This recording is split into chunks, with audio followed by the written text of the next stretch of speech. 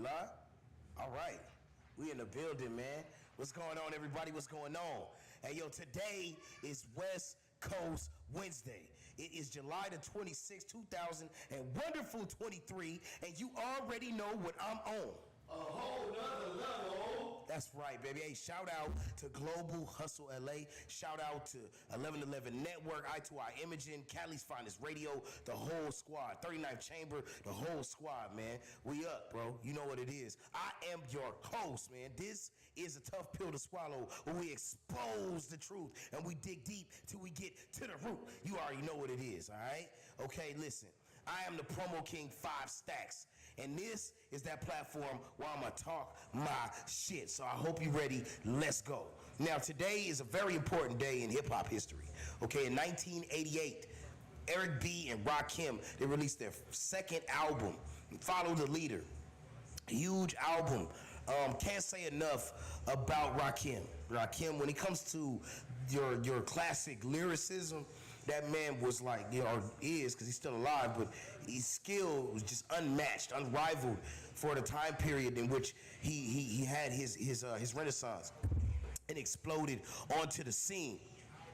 One thing I have to say about you artists out there, I understand following the wave. I understand staying on top of the trends, but there really is no exchange for just a solid, just bar to the gut. You know what I'm talking about? You know what I mean? Just understanding what you're building and being able to convey that message and not lose anybody along the way. So shout out to Eric B and Rakim, man, this day in hip hop history. Okay, now this is Stacks Rising Stars, where I'm gonna name 5 artists in the underground scene here in California, and definitely go check these people out. They are people that bring a lot to the table on the music scene. Firstly, we got Big Mike the Virgo. Now, Big Mike the Virgo, he's actually from Texas, but he is a transplant out here to California. He's got a song that's called Live My Life. It's ridiculous. He's a singer. The dude is very, very talented. He's on his way. Shout out to Big Mike the Virgo. Nextly, Big Pressure. Yeah, Big Pressure, a female artist. Man, I'm telling you, bro, this chick got bars, and she also got an ass that you can set a cup on that motherfucker, and it ain't going nowhere. I'll tell you that much. Shout out to Big Pressure, man, on God. The Two-Tone Twins. Shout out to the Two-Tone Twins. Both of those sisters, man, the highly talented, man, just the dance routines and the way they get down, and they're definitely on their way. Shout out to them. We've got Lil Vader, more well-known name. He's viral all over the place. I had the pleasure hosting an event for him, with him last year, and the dude is he's going places, definitely going places. Shout out to Lil Vader, man. Y'all definitely go cop that latest joint from him. And then shout out to Black Molly. Black Molly, a good personal friend of mine, a terrific artist, great rhyme scheme, and man, definitely on the rise. Pay attention. That is Stacks Rising Stars. All right, now it's West Coast Wednesday, and West Coast Wednesday is near and dear to my heart because I'm on West Coast, you know, and I always show love to the underground artists. And since I'm not interviewing anybody today, I figure what we're gonna do is we gonna dig deep into some topics. Okay. Now, firstly, Tupac's ring, the ring that he wore to the VMAs. It just recently sold for 900,000 pounds. And for those of you who don't know your currency exchanges and whatnot, I had to look it up. I didn't know either. But $1 million American. $1 million. It just blows my mind. So I thought, you know, after seeing this story, I said, you know what? I'm gonna go ahead and I'm gonna do a little bit more research on Tupac, because there's always been a saying where people believe that Tupac is worth more. They figured out that Tupac would be worth more dead than alive, and I debate that. I debate that. I really do. But I had to know the whole story, so I dug deep into some of the numbers. Now, a big thing here is that when Tupac died, let's be fair. When Tupac died, his net worth was about $200,000. That was his net worth. It seems really, really low for how much he was doing and how successful he was at what he was doing. But I mean, that's the reality. That's the facts. As of this moment, right now, as of July 26, 2023, Tupac, his net worth, posthumously, is $40 million. $40 million is his value. And it boggles my mind that his net worth is that much after he is dead and gone. But I will say this much. I will say this. It's kind of crazy, but I think that there's a good chance that he might have outlapped that if he was still alive. Reason for thinking this is I feel as though management has dropped the ball, or management dropped the ball a lot with Tupac. I feel in terms of the image change, because he didn't start out this thug life. He didn't start out that way. The way Tupac, the way he started out is he was a political rapper. We all know that. He was from Baltimore originally. He came out here and he loved it so much that, you know, he made this his home, and we embraced him and we took him in. Now, I believe, and this is my argument here, and I'm gonna give him some of my reasons for this. I believe that Tupac would be worth more now alive than he is dead. The reason being is because Tupac never got the opportunity to do business with these people that's out here nowadays that just know how to get the maximum effect out of talent. Like, you know, the marketing deals and the promotion for that man would have been crazy. He would have had access to all kinds of resources that people like Jay-Z, Puff Daddy, you know, and the list goes on and on that they've had. Tupac would have had that same access. Plus, I believe that Tupac was smart enough to where he would have figured out the whole label game. That he would have known that tying himself to a label was similar to slavery, and he would have stayed independent. I think he would have went out the trunk with it. And given how talented Tupac was, I wholeheartedly believe that it would have worked. But a problem with the music scene on the West Coast, I got mad love for a lot of artists, man, from all the way up by Hollywood, all the way down to the gutters of South Central and just everywhere else, Los Angeles, Long Beach, wherever my good peoples is at. I got a lot of love for them. But I will say this, on the West Coast, we ain't got no love for each other. When it comes to the music game, we don't have no love for each other. And that does not just limit to the underground. You have a lot of mainstream artists that are experiencing a lot of success and have in the past, and they haven't embraced any outside talent. I mean, when's the last time you really saw an established West Coast act put another West Coast act out there and take a step back and let that one shine without, you know, having to be somewhat in the picture?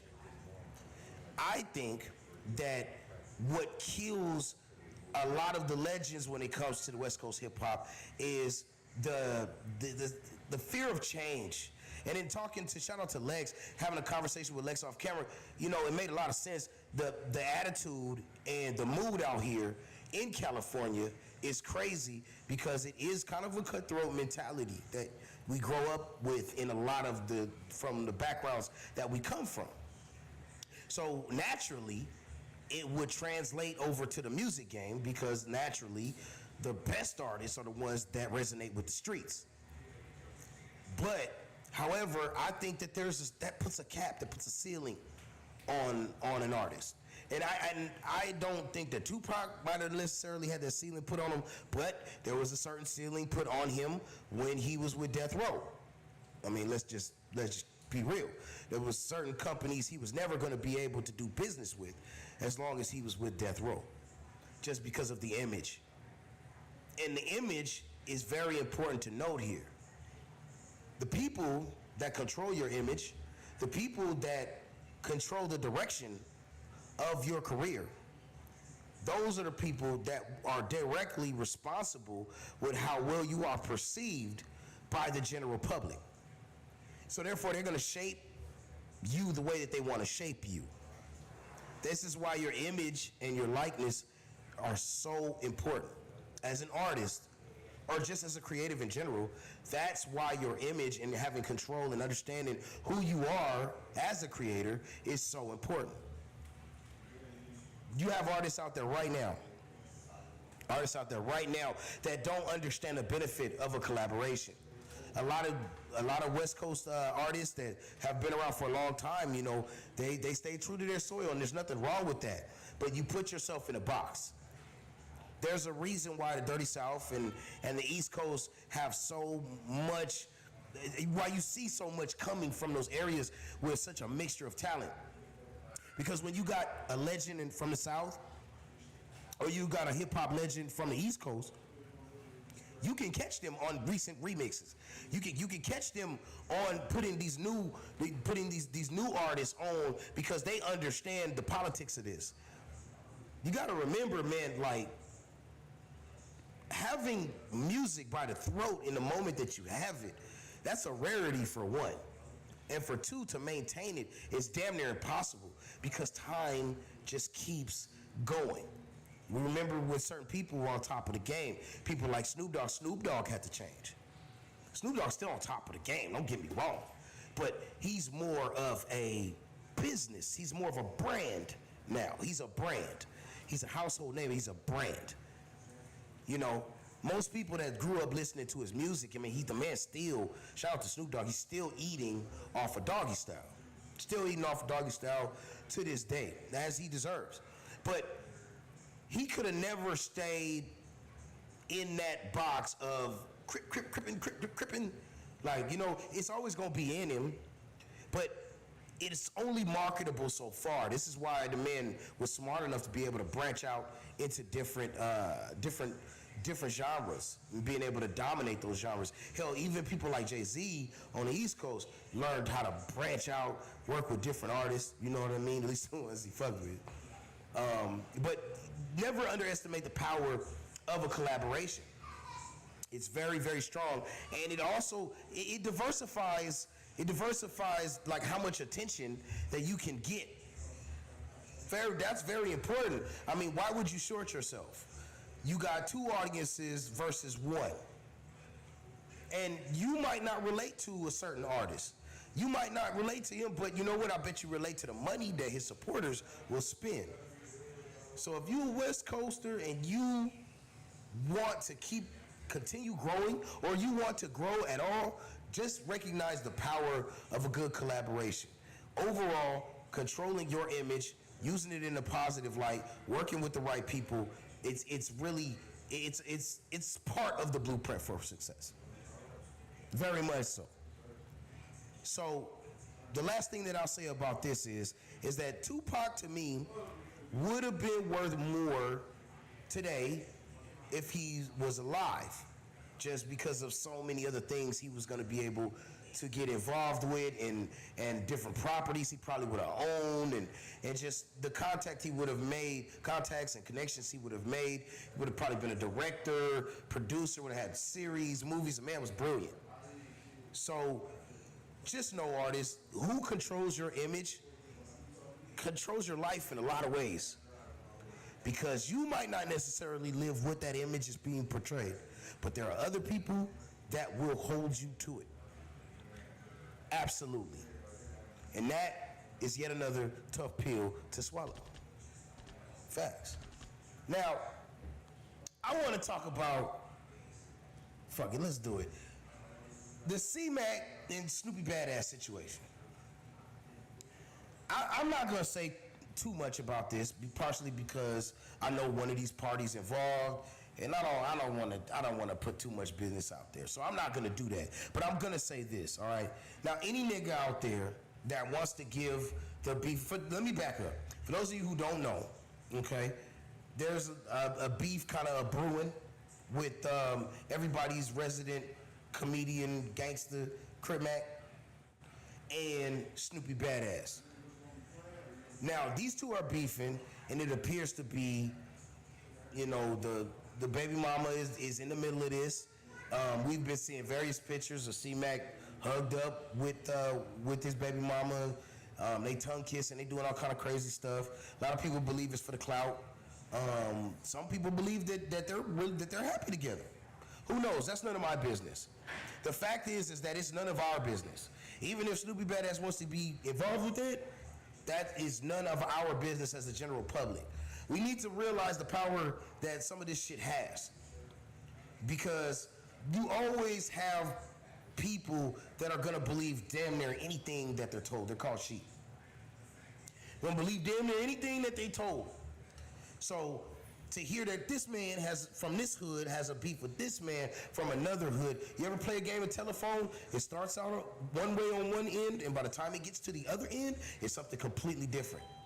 And once you have people involved that have nothing to do with it, they don't have any stake invested. All they know is that if they are involved with it, that they could possibly be on camera, which means it's a possibility going viral, which means that it's going to be nothing but one gigantic clusterfuck.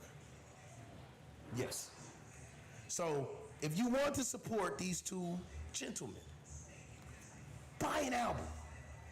They could both use it. Purchase an album, stream their music, go run it up for Crip Mac and for Snoopy Badass. Go run it up for them. Because any bit of energy, any one of you Negroids out there that is going to give energy to that, you are thirsty. You are thirsty for attention. And those of us with reputable platforms, you see what we're doing. You might hear maybe 5 minutes on it, but we moving right along. Because we already know how this ends. Because they're never gonna fight, people. I'm just gonna put that out there. They are never going to fight. It's money invested on one end, and on the other end, it's politics. So that fight's never gonna happen. You guys might as well just pluck that out, Men in Black that shit. That shit is gone. Like for real, for real. you know what I'm gonna do right now is I want to go ahead and I want to get into a break real quick. I want to take a quick break. You know what I mean? Because we got a lot of good music. We want you guys to tap in with. If you want to hear your music on this show, then please make sure you tap in on Instagram with Global Hustle LA. You know what I mean? Tap in. Also, too, you can also email me at Cali'sFinestRadio1@gmail.com. Now, before we go to break, I also want to shout out, this is a big crossover event going on, a boxing event. I was kind of surprised about this because shout out to 1111 Network. I mean, everybody knows that, 1111 Network was kind of the ones that were really doing this. And Global Hustle were the ones doing this boxing, this street boxing thing, getting in the actual ring, getting influencers and gangsters in the ring and letting them put the guns down and the gloves up. Like that's what I know. I was the announcer at the Nina Boy Bosco fight, so I know what they do. Now, but shout out to them. They're doing it in Arizona, completely different place. Shout out to Bosco 100, who's going to be fighting. Charleston White, Shay Cotton. Shout out to Say Cheese. Shake, Sean Cotton, I'm tripping because I'm wondering who's gonna win that fight with him and Charleston White. First off, I don't even know if Charleston White is gonna get in the ring. Oh, Bosco, he getting in with Bosco? Okay. Well, I still don't know where that's gonna go. So wait. So Charleston White's gonna fight. Who's Charleston White fighting though? Yeah, man, because I don't see. First of all, it's hard to get that nigga to pop out anywhere where it's a crowd of people. That nigga know he is wanted by a lot of niggas. You know what I'm saying? And you got niggas want to lay him down with no bag involved. They just want that nigga. Swade. Oh, okay. What's the name? Swade the plug guy. Oh, Swade the plug guy getting in the ring with Charleston White. I don't know, man. Charleston White is older. Somebody told me he training though. Somebody said he training. But I'll tell you what, once you can't train, it's them brittle bones, baby. You can't train those. And I don't know. I love the way Charleston White really break shit down and he really tell it like it is. But bro, your fist can't talk for you. I'm just saying. So you're not gonna be able to get in the ring and grab a microphone. Niggas gonna be expecting you to show and prove. So shout out to everybody involved with the fight. And it's gonna be crazy to see. Oh, and shout out to 1111 Network, who has just acquired the rights to be a pay-per-view partner for the event. That is gonna be huge. But we're gonna go ahead and we're gonna go to a quick break. And when we come back, we're gonna talk a little bit about King Yella. All right, and I'm also gonna drop some jewels on some of you up and coming artists out there that need some help with copyright. Look, it's up and stuck, and it's never coming down. This is a tough pill to swallow. We'll be right back.